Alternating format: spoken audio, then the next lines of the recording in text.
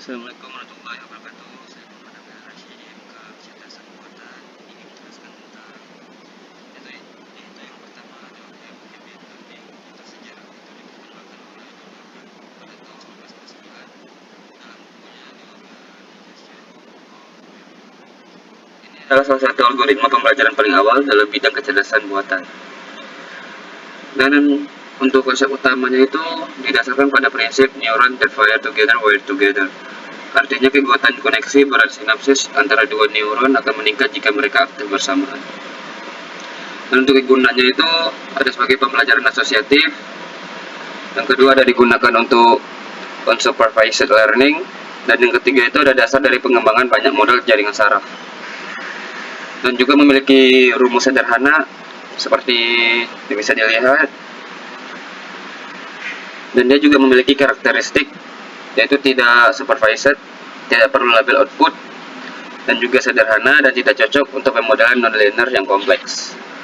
Dan yang kedua ada perceptron, yaitu sejarahnya itu pertama kali diperkenalkan oleh Frank Rosenberg pada tahun 1958 dan dirancang untuk klarifikasi biner atau dua kelas dengan inspirasi dari cara kerja neuron biologis.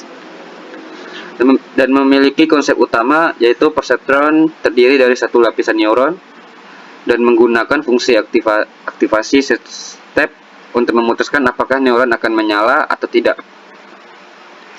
Dan memiliki kegunaan yaitu sebagai klasifikasi linear seperti AND dan OR, dan dasar jaringan syaraf multilayer, dan memiliki proses perhitungan sebagai berikut, bisa dilihat di layar, dan juga memiliki karakteristik seperti supervised learning, hanya bisa memisahkan data linear separable dan tidak bisa menyelesaikan solve problem, diperbaiki dengan multiplier perceptron.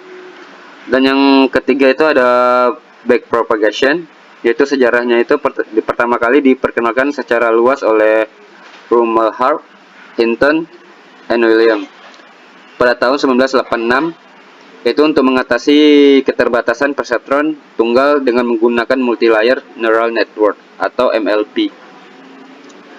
Dan memiliki konsep utama yaitu pembelajaran dilakukan dengan menyebarkan error ke belakang dari output ke input dan menggunakan turunan gradient untuk memperbarui bobot berdasarkan error.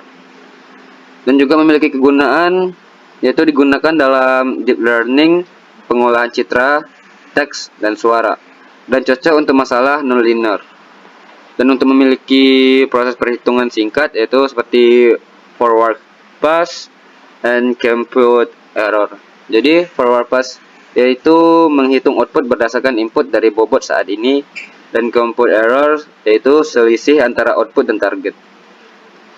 Dan juga ada itu namanya backward pass, yaitu hitung turunan error terhadap bobot, dan update bobot menggunakan gradient descent. Dan juga memiliki karakteristik seperti supervised learning dan dapat mempelajari relasi nonlinear dan butuh waktu komputasi tinggi dan rentan terhadap overfitting jika tidak disertai regularisasi. Jadi sekian dari saya, Muhammad Abdul Rashid. Assalamualaikum warahmatullahi wabarakatuh.